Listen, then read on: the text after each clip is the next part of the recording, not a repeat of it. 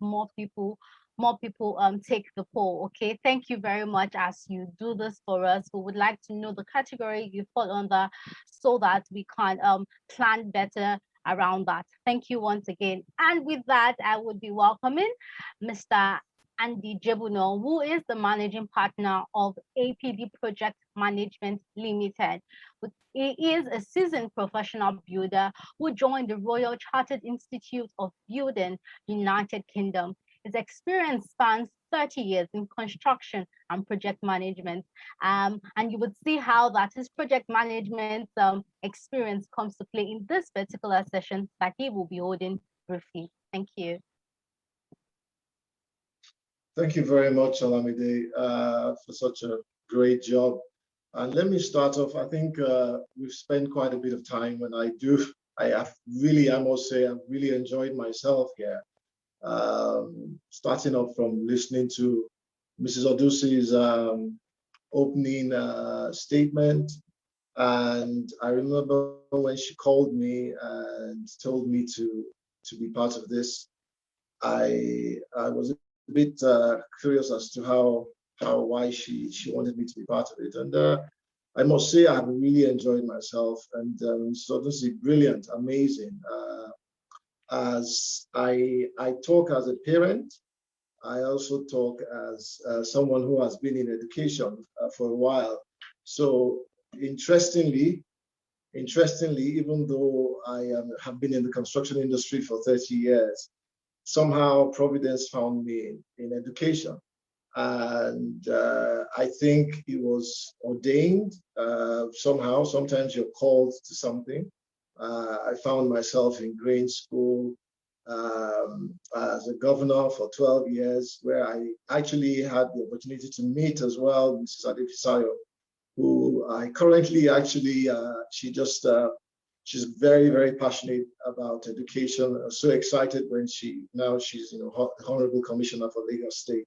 And currently, she's just inaugurated an advisory committee, which I'm also part of for comprehensive schools. We just started that. So from Grange, I moved on to Meadowhall to be the chairman of the education board there to also assist. That was for 3 years. So I found myself in education. And what I think how important that is, even though I was introduced as a project manager, is education requires private partnerships. I have found that even for private schools, let alone public schools, the private schools needed professionals. They needed people because when you run a school, it's a whole plethora of things you look after.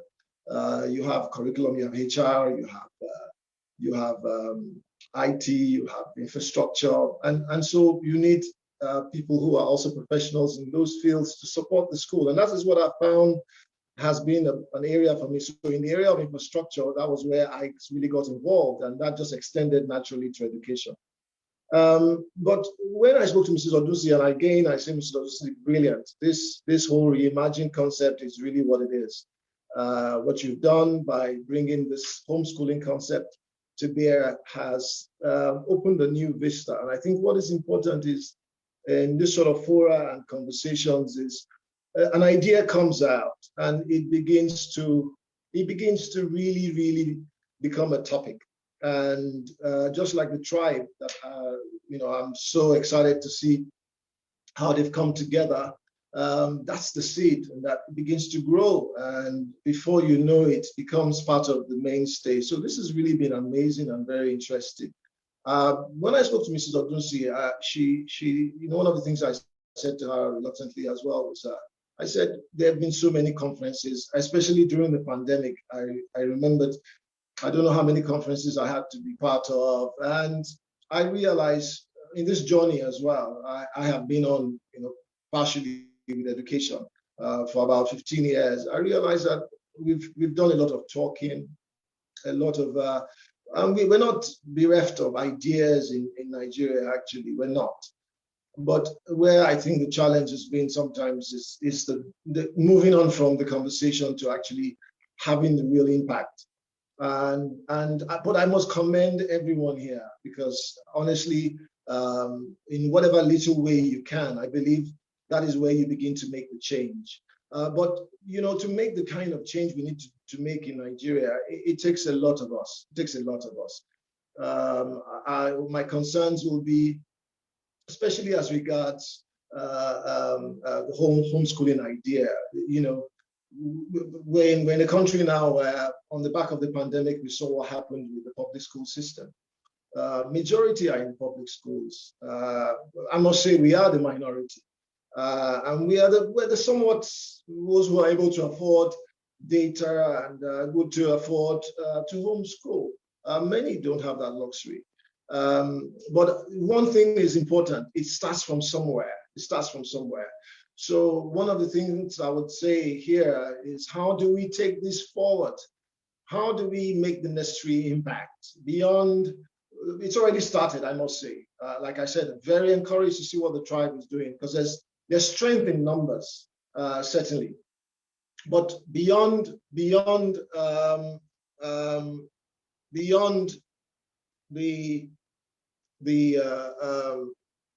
groups, how do we then make it much more broad? What are the next steps? And what I would like to admonish the group Melting Pot and the Eridan group, I think it is to start to develop what are the next steps. I heard the lady who mentioned the structure around homeschooling. It's very important. In America, it's the structures are there. You have all these other facilities you can take your children to for the co-curricular beyond the homeschooling. So you have the benefit of the blended learning, not just at home, but you can also take them to places where they can interact and have that benefit of social engagement and sports. And so we need more of that. And I think with this tribe coming together and becoming an advocacy, finding how to engage government, finding how to engage teachers, this now begins to formulate the structure that allows other people who want to enter. It is certainly formidable in terms of what Mr. Oduwole is doing. I think personally, I'm glad that I'm not the only father on the platform. I find out that in most of this sort of fora, we're normally outnumbered, because I do pay a lot of respect to all the mothers in the house who do such a fantastic job. I couldn't do what I do in education without my wife's support. And so to hear Mr. Oduwole's story, is amazing, and you can see the conviction. You can see that it's a sacrifice, and it's clear that it's come to our shores. We now need to embrace it, put the structures around it. It is certainly important for the children. Naturally, as a father, we've never really left the aspect of parenting to just the school, and both need to work together. So what will I say? Blended learning has to occur on different levels, just like Olamide said. Blended learning has to happen between the homeschool environment and the school environment. At a natural level, first of all, it does happen. It means that parents, the responsibility we have, and that's one thing I've always advocated, even when I was as a governor in Grange or even at Meadow, parents, and that's why, as a father, it was interesting to be in the midst of the moms, because it was important for us to also step up as fathers to say, we support this. We are here to ensure that we give the total parenting to the child.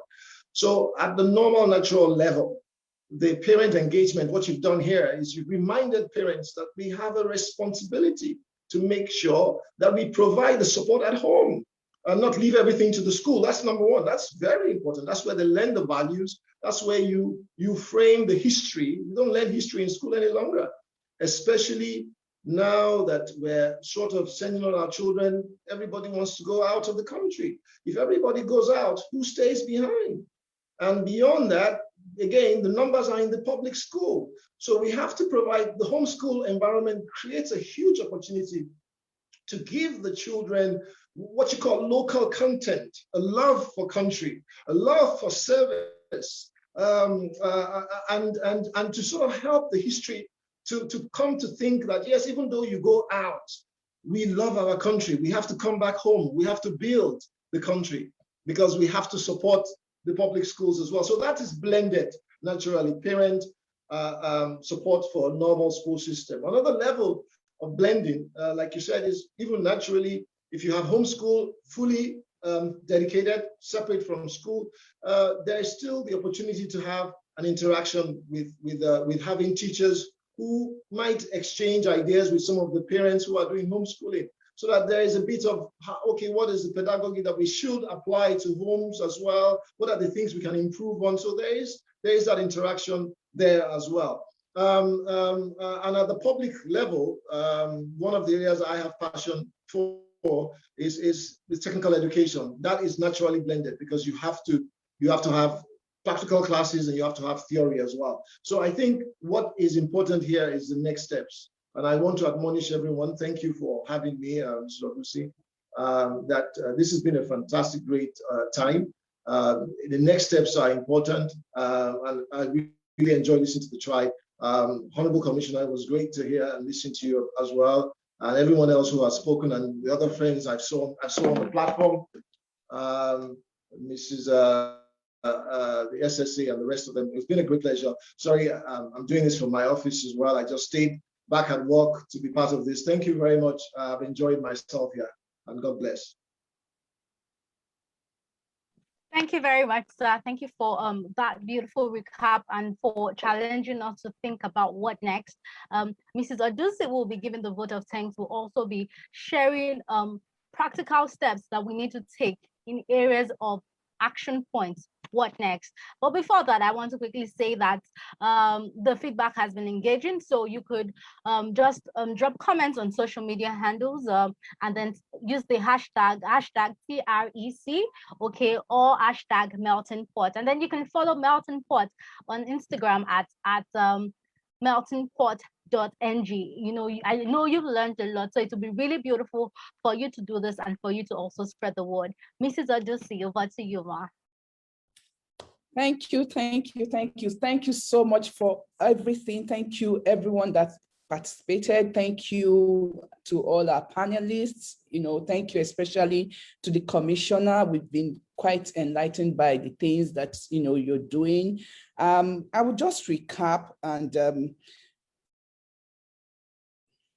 well, when we spoke to my homeschooling tribe, one of the things that she said was, you know, getting people together and all that. And I remember talking to someone in the Kenya today that started this, 10 years ago. So I know that even within Africa, we have a lot of this going on and we have people to learn from. So we're going to get back to you on this. And if you're interested, you can just drop, a line for us on our, social media platforms, Facebook, Instagram, and we'll let you know what we're doing. Well, I like stories. So, before I go to that, I remember Mr. Oduwole talking about Zuriel and, her siblings taking, tests intermittently, during their homeschooling, and I think they're still doing that. So I think there's a place for the government to be more acceptable to people that are homeschooling, and there should be some, and the parents should be ready.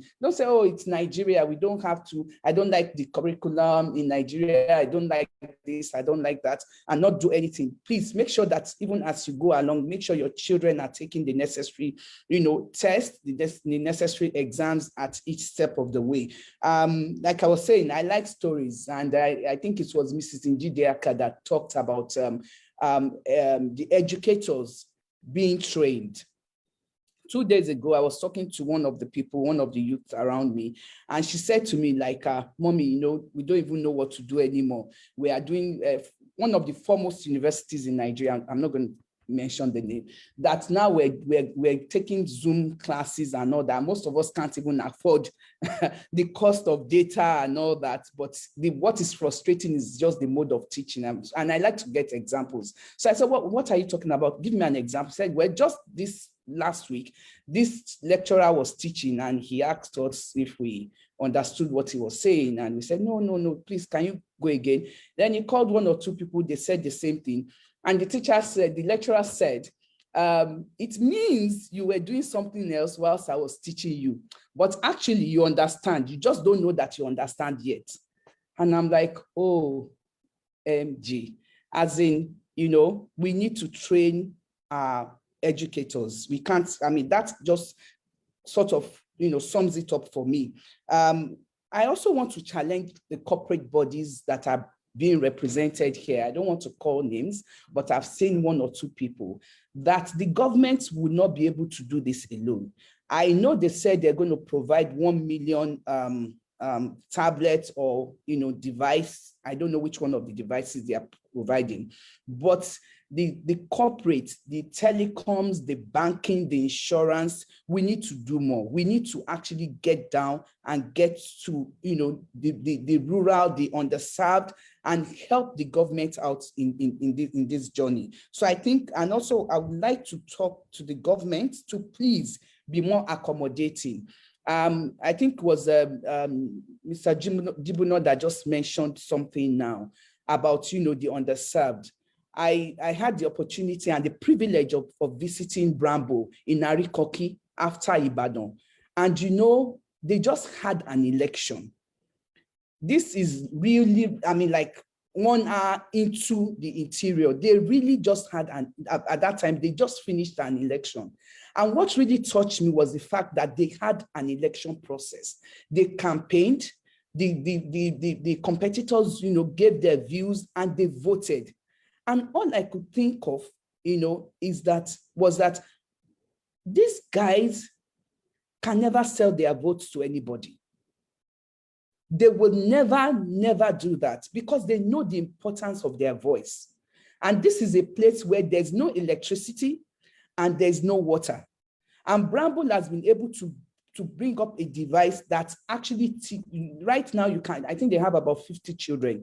Like we saw in the video, it can be replicated. So what are we going to do? This is what we're going to do as part of the post-conference plan. We'll be developing a white paper. If you have more insights and you would like to join us in co-authoring this using hashtag Trek 2021 of Melting Pot, you can join us and we create more awareness as to what, like I said when we started, let's stop complaining. It's time to do and not complain. Lend your voice, lend your energy, lend your money, whatever it is that you can do. It's time to start doing. We are going to be partnering with already existing communities such as concerned parents and educators and continue to grow the network. We'll be distributing newsletters as well. So please be on the lookout. That's the short-term plan, which is we think this we can do in the next 3 to 6 months. In the medium term, we'll be replicating the Bramble learning space in 6 other rural community locations. We need your help. We need, whatever, you have, if you're able to sponsor, or if you have any location around you, please reach out to us so we can get more children out of, their homes to school. We'll also include academics by liaising with students. So if you're a student here, you're listening to me, please, if you are interested, please get in touch with us. We'll be liaising with students and lecturers for research results contained in white paper to be used for PhD thesis. We'll also seed academics with grants to pursue research and development in the area of education.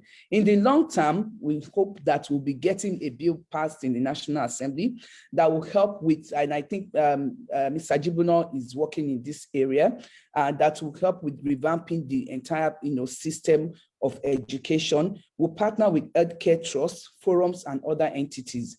We are also going to be looking at getting stakeholders together to have an online national library. Those of us that attended universities in Nigeria, remember how your library used to be. I think you should go back now and see what is available. So please kindly send your email to meltingpot@eridangroup.org. I think it's going to be, you're going to have that written up now, so that if you have anything, if you have any suggestions, if you have any, anything whatsoever that you think you can add, to help us with this journey, we'll be very, very, very grateful to have it. Thank you all so much. It's been very enlightening. I hope your time here was well spent, and I hope that when we call you again, you will come. This is Melting Pot. We are going to be striving to, our intention is not just to bring up issues, but to find workable solutions and to partner with people. We believe that collaboration is very, very important. We are going to collaborate with government, the private sector, the public sector, individuals alike. So please, when next we call you, do come. Thank you all so very much. We have 1 or 2 more videos, and then we'll be rounding up with that. Thank you very much. Take care. Thank you very much. Thank you so much. Thank you so much.